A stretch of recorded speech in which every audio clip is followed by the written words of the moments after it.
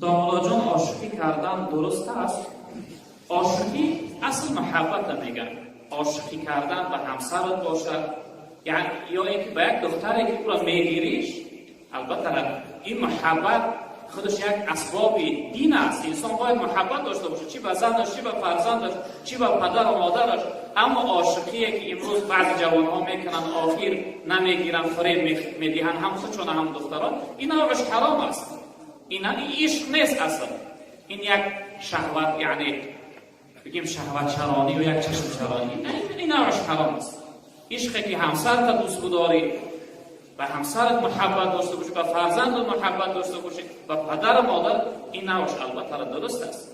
من یک جمعه یعنی کلمه عشق معناش گفتم. دوستای خدا میگن کلمه عشق عبارت از سه حرف، عین، شین و قاف.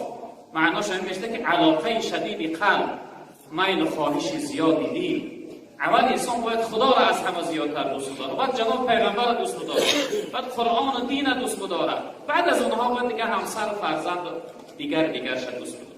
و شرط اگر عشق و محبت به خاطر خدا باشد، من احب لله و ابغض لله و اعطى لله و منع لله فقد استكمل الایمان.